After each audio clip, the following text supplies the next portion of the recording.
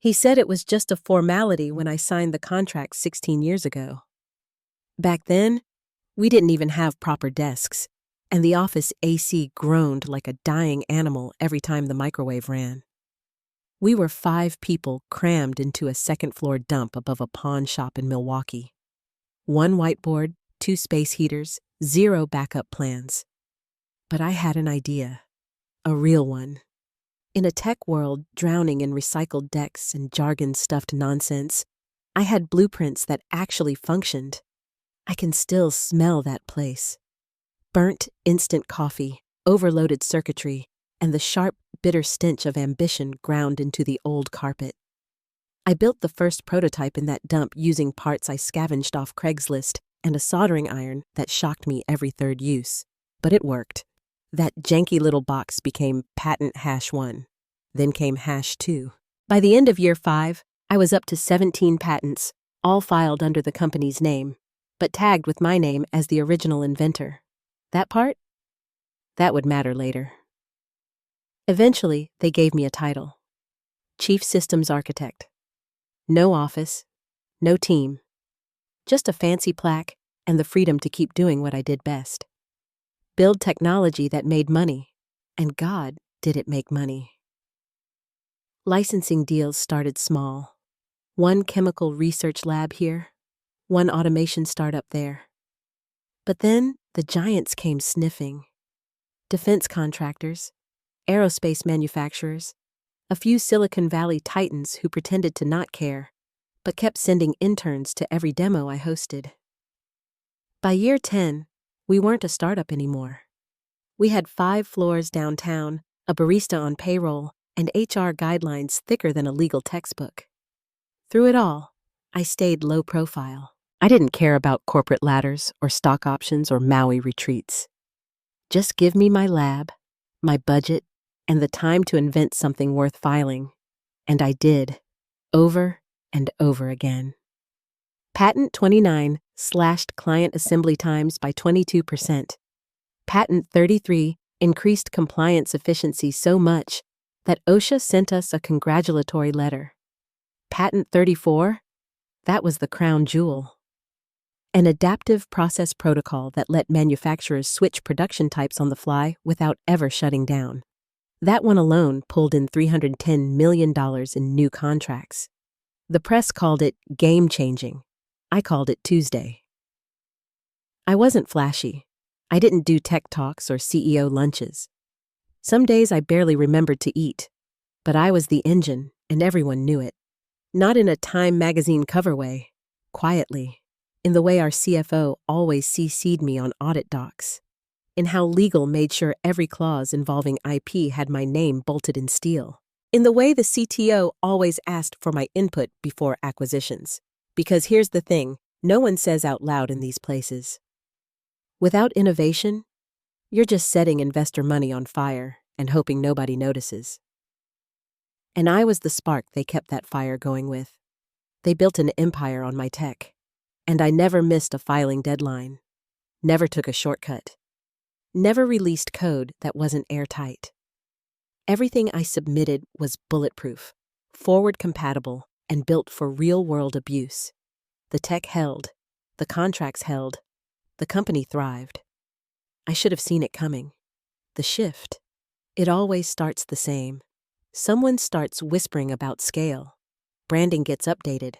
New slogans. Slick new mission statements. People start disappearing. Board meetings get longer. Legal reviews slow to a crawl. And somewhere in that fog of buzzwords and reorgs, someone forgets, or pretends to forget, who actually built the damn engine keeping the lights on.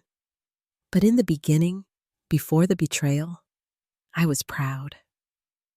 Proud that something I built in a moldy office with 600 in parts was now employing 4,000 people. Proud of the team, of the work. I didn't ask for power, didn't want to run the place. I just wanted to keep building. That was my first mistake. I knew something had changed the moment I saw his shoes, polished like a casket lid, reflecting light in a way that made my stomach turn. He stepped out of the private elevator like he owned the air. Everyone stood. Except me. I wasn't making a statement by staying seated. I was just trying to keep one of our prototype rigs from overheating. You know, working, doing something useful. He walked in with that overly practiced, overly polished smile you only see in pitch meetings or political fundraisers. "Call me Blake," he said, like we were old friends meeting for drinks, as if 16 years of solder burns, code reviews, and court depositions could be wiped clean with a handshake and a first-name basis. Blake Prescott was an acquisition hire brought in by the new parent company to accelerate innovation and improve scalability. Translation: trim costs, flatten the org chart, slap a new coat of paint on a house already standing strong. He had a background in sales, which meant he talked like a visionary and moved like a shark. Problem was, he didn't know a damn thing about the tech. His resume read like a cautionary tale, filled with IPO flops and buzzwords strung together like Christmas lights. One of those guys who probably trademarked the phrase synergy protocol and called it intellectual property. Still, I gave him the benefit of the doubt. That's the kind of person I am. Week 1, he toured the labs, nodded a lot, said things like, "Let's make this more viral," while pointing at a torque calibrator. I thought he was joking. He wasn't. Week 2, I noticed something new. Strategy meetings were happening without me. Product rollouts, investor calls, budget reviews. My calendar was suddenly very quiet. I reached out, got polite brush-offs. "Not essential this time, but we'll loop you in later." Spoiler, they never did. Then my lab budget was slashed. No discussion, just a spreadsheet with reallocation for marketing initiatives next to the missing funds. I went to my direct report, except apparently I didn't have one anymore. The org chart had been shuffled like a Vegas deck, and I was now listed as Special Projects Advisor, whatever that meant. When I asked for clarification, my former boss, now someone's collaboration VP, looked uncomfortable. "It came from Blake," she said, "just temporary." I asked if Blake knew we needed that funding to complete field trials for a prototype already under NDA with 2 partners. She didn't respond, just stared into her coffee like it was a crystal ball. By the end of that month, 2 of my senior engineers had been reassigned to a newly formed innovation pod, headed by some kid who said design thinking in every sentence. No heads up, no transition, just empty desks and their names wiped off our Kanban board. That's when I started documenting. Every missed meeting, every shift in budget, every internal file moved without my signature. I didn't rage. Not yet. I simply observed, quiet, precise, like clocking the air pressure before a thunderstorm. Then came the quarterly presentation. I'd submitted a full deck on patent hash number 35, a process optimization that could reduce production downtime by 11%. My report was tight, data-backed, legally clean, and implementation ready. Blake didn't even use it. He stepped onto the stage with a shiny PowerPoint packed full of stock photos and vague taglines like "Next-Gen Manufacturing Reimagined." My name was nowhere. The patent was listed, sure, but rebranded as Next Phase Optimization, with Blake's grinning headshot on the title slide like he'd dreamed it up over brunch. I sat in the back, hands clenched around my coffee cup. Said nothing. Just watched him sell my work like it was a demo at a tech convention. The worst part wasn't that he stole the credit. It was how easily the board nodded along. They didn't care who wrote the code, as long as the chart pointed up and the buzzwords flew fast. And Blake? He was very good at pretending he mattered. Afterward, one of the junior engineers slipped me a post-it note. "This place doesn't deserve you." I folded it and put it in my wallet. Still carry it today. By month 3, I wasn't even invited to the demos I built. I'd walk past the glass conference rooms and see Blake pitching my patents to investors like he was on Shark Tank.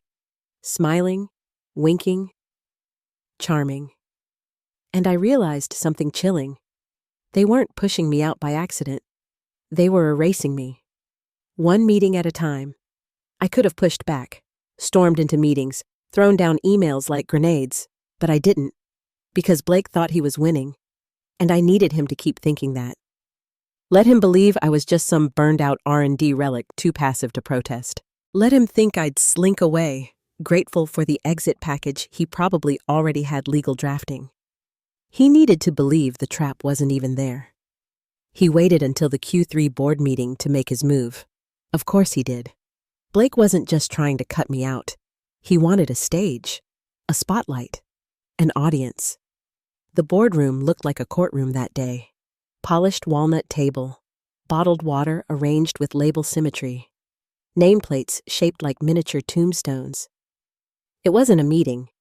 It was a corporate exorcism, and I was the ghost they were about to banish. Blake stood at the head of the table, tie slightly loose, rehearsed smile locked and loaded. "Before we dive into projections," he said, flipping open a manila folder, "just a bit of legacy housekeeping." From under the table, he pulled out a piece of paper, my original employment contract. I recognized it instantly. Coffee stained in this corner, my signature crooked from signing during a 3 a.m. caffeine crash. I had it backed up 6 ways from Sunday, but still, seeing it in his hands made something in my jaw tighten. "This," Blake said, holding it up like it was evidence of a crime, "is what loyalty looks like on paper." Then he fed it into a shredder. Not metaphorically, literally.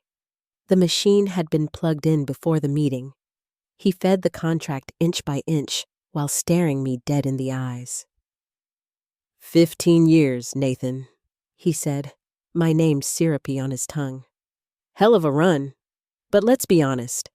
R&D needs new energy, fresh vision, people who understand the pace of today's market."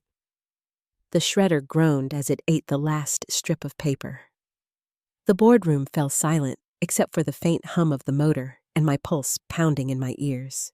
"We appreciate your legacy contributions," he added with air quotes, like I was a fax machine or a floppy disk. "But going forward, your services are no longer required." Just like that. No HR escort, no formal exit interview, no severance negotiation. Just public humiliation, gift-wrapped in corporate theater. The board didn't clap, but a couple of them chuckled nervously, unsure if they were watching a firing or a TED Talk. One of them, Harold something, I think, once shared a granola bar with me during a 14-hour data compliance marathon. He wouldn't meet my eye. I didn't say a word, didn't make a scene, just nodded once. Slow, deliberate, like a man recording a time of death. But here's what Blake didn't know, what no one in that room realized. The paper he just destroyed? That was a souvenir, a decoy. The real contract, the one with the clause, lived elsewhere.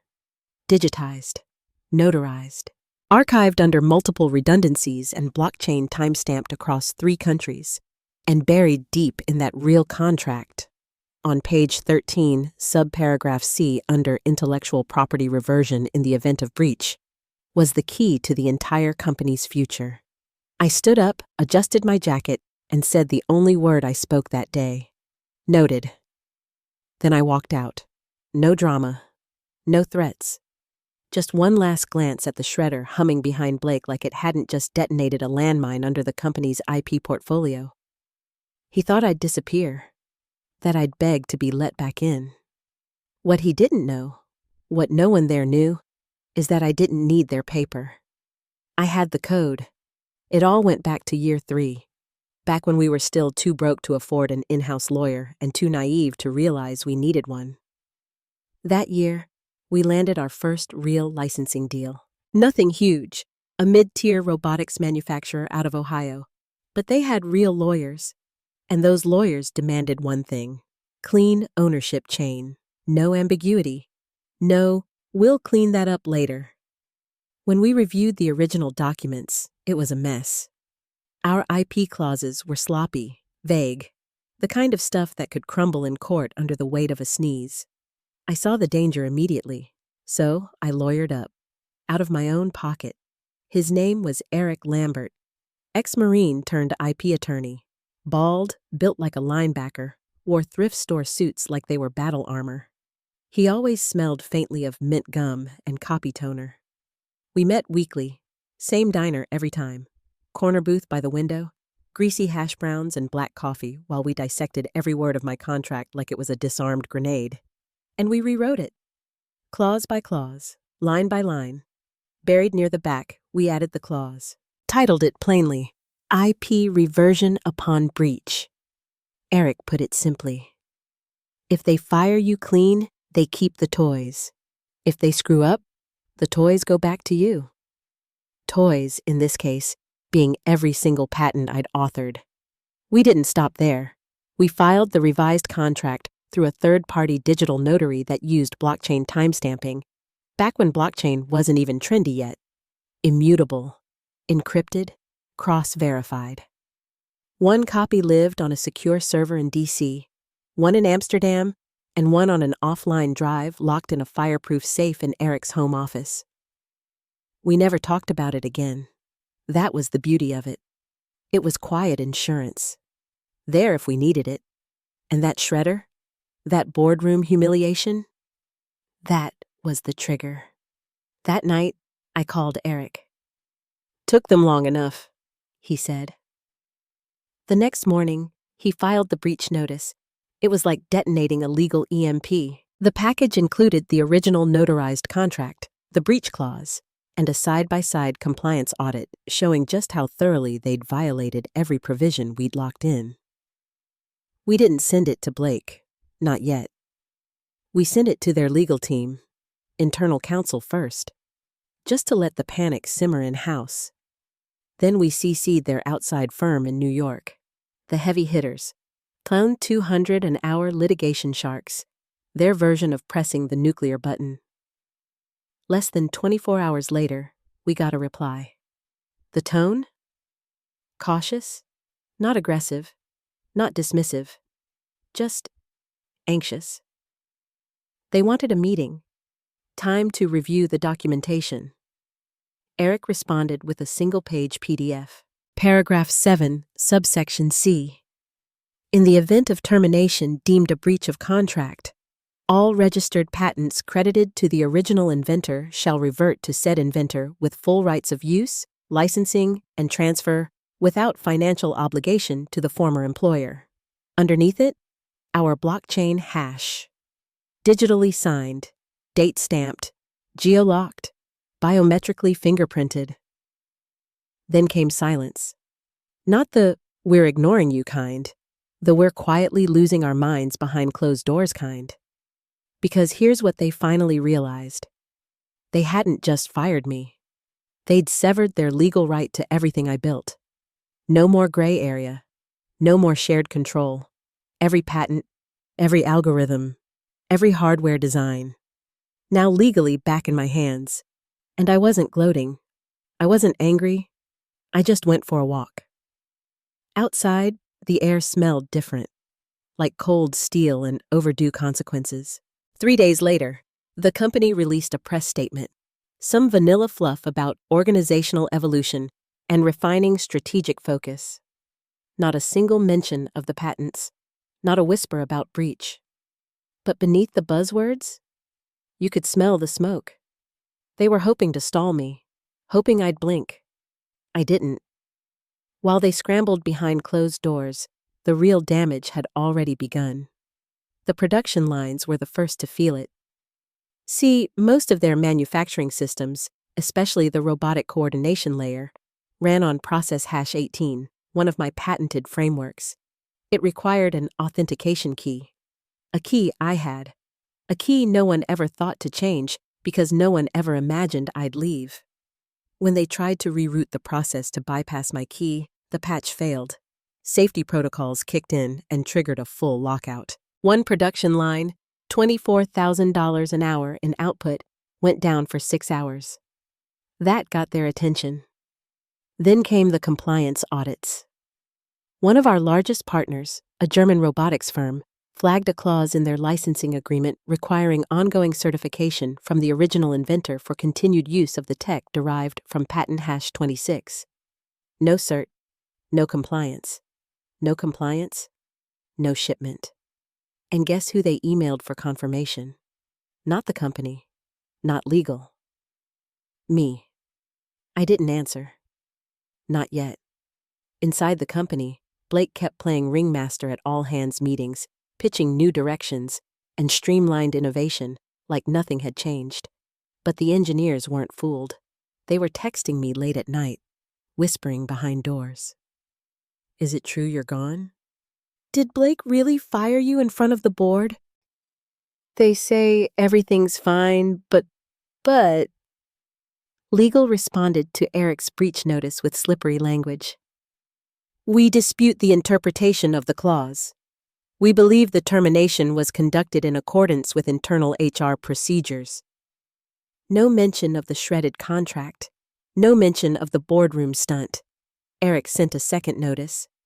This one included the full blockchain notarization metadata, a detailed list of the 34 patents in question, and a reminder that misrepresenting intellectual property in external communications could trigger federal regulatory review and civil penalties.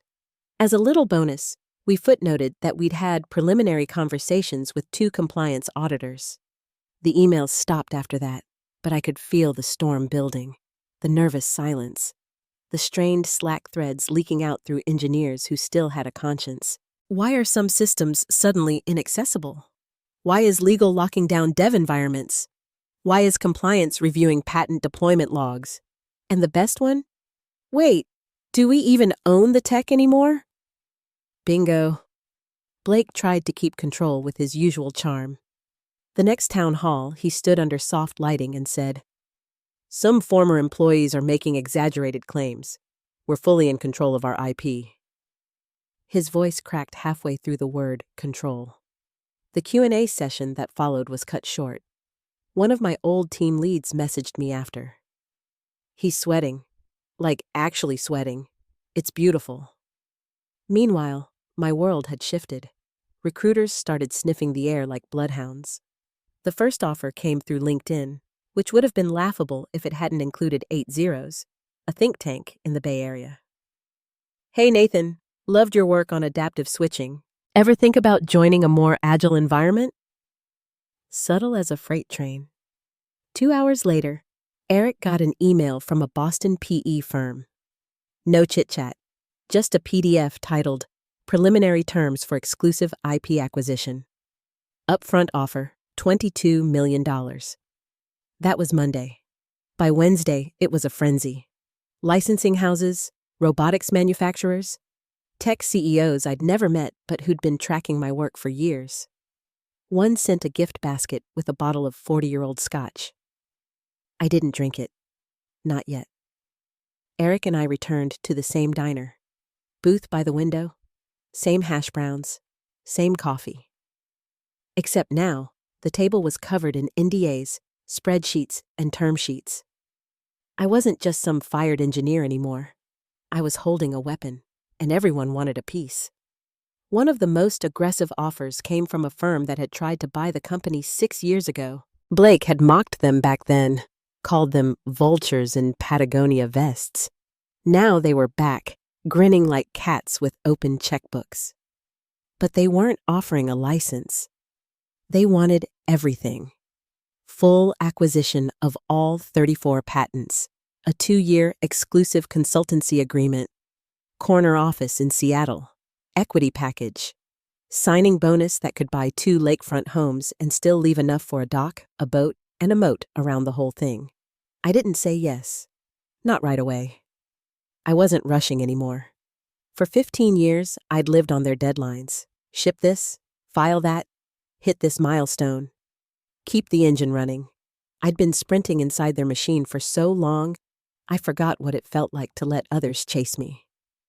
Now, they were. Eric called it slow dancing with sharks. Every time we countered an offer, the silence on the other end got longer. Then they'd come back with sweeter terms. One licensing firm doubled their per-seat fee overnight. Another threw in 2 board seats and first refusal on any future tech I developed. I hadn't signed a single contract yet, and already I was being treated like royalty. Meanwhile, from my old company, crickets. Except for one message. Their outside counsel, Griffin Marks, sent a single terse update. We are continuing to review the relevant clauses and exploring our options. Translation? They were losing, and they knew it. Blake? Radio silence. No apology. No attempt to reach out behind the scenes. Just the faint scent of cologne and desperation disappearing into the ether while his empire bled money trying to untangle the trap he walked straight into. And the strange part? I wasn't even mad anymore. I felt clear. Steady. Like I could finally see the full board and know exactly where every piece stood. For the first time in years, I wasn't reacting. I was choosing. I wasn't patching holes in someone else's ship. I was plotting my own course. And the tide was mine to command. At one point, Eric looked across the table at me, 3 inches of contracts stacked between us, and said, "You know, if we play this right, you never have to work another day in your life." I laughed, not because he was wrong, but because I finally understood something. They didn't just fire me. They freed me. And now, I got to choose who paid for the privilege of using what I'd built. No suits, no theatrics. When the time came, I dressed like myself. Dark jeans, worn boots, button-down shirt that still smelled faintly of solder and burnt coffee. If they were going to face the ghost of their mistake, I wanted to look exactly like the man they tried to erase. The only new thing? A leather folio under my arm. Inside, 34 patents, 6 formal offers, and a licensing agreement I was ready to slide across the table. They could sign it. Or not. Either way, I'd win. When I walked into the lobby, the receptionist looked up and froze, eyes wide like she'd seen a ghost. I gave her a polite nod, kept walking.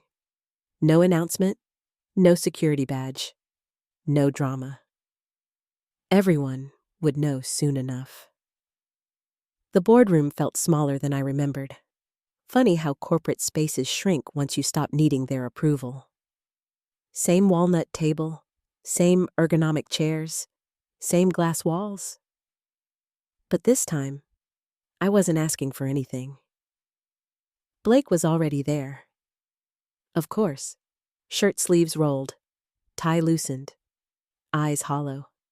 He looked like a man who hadn't slept in 3 days.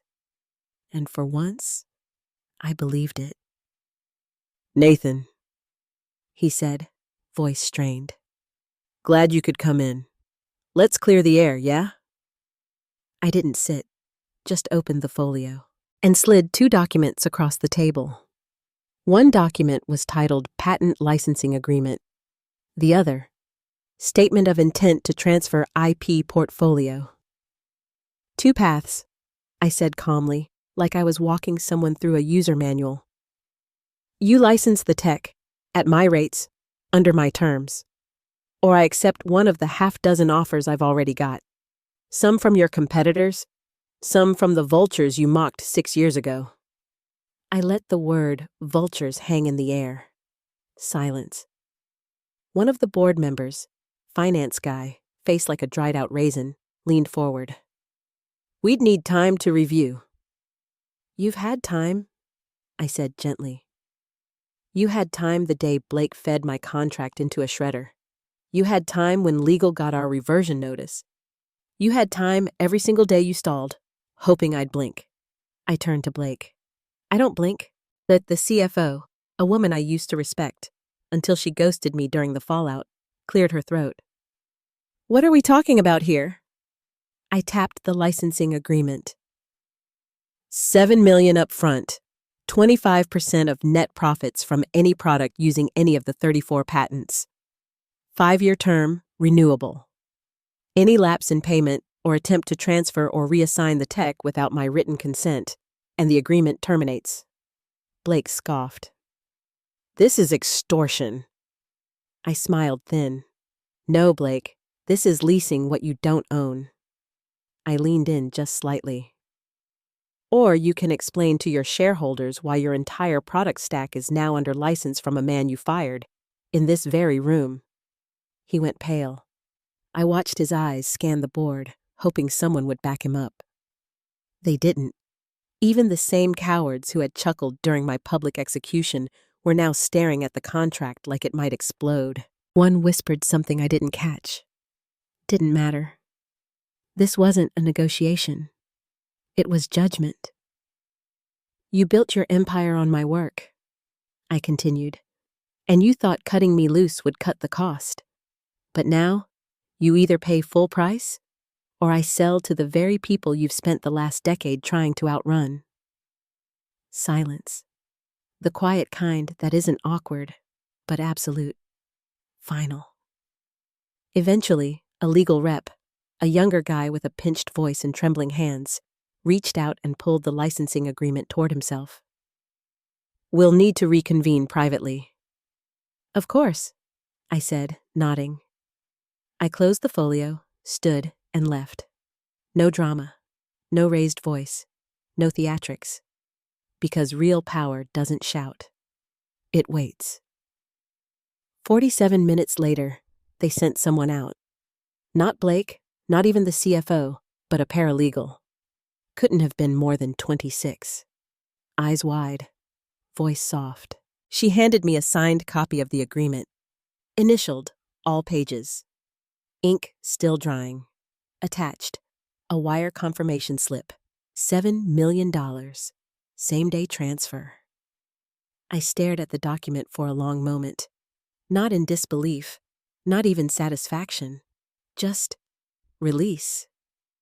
15 years of sweat, code, and sacrifice, acknowledged not with applause, but with compliance. When I called Eric, he didn't even gloat. Just said, well, about damn time. He asked if I wanted hash browns or champagne. I said both. By sunset, the money was in my account. I checked it once, watched the zeros line up like soldiers. Then I turned off my phone, packed a small overnight bag, and drove north. The house was waiting. Glass walls, cedar beams, deck over a quiet lake. No neighbors, no meetings. Just wind through trees and water tapping dock posts like a soft metronome. I hadn't even furnished the place yet. Didn't matter. I pulled out a folding chair, poured a drink, and sat barefoot as the sky turned gold. That was the reward. Not the money, not the win, just freedom. No more stolen credit. No more pitch decks with someone else's name on my work. Just 34 patents, under my name again, and a company that would now pay me, permanently, for the right to continue existing. Blake's name never came up again. He kept his job, for now. But every product roadmap, every investor call, every launch moving forward, they'd all carry a quiet footnote, licensed from the man they fired. I didn't need revenge. I was the reminder. And as I leaned back, drink in hand, stars flickering across the lake, I felt something I hadn't felt in over a decade, whole, not a cog in their machine anymore. I was the factory, and they'd be paying rent forever.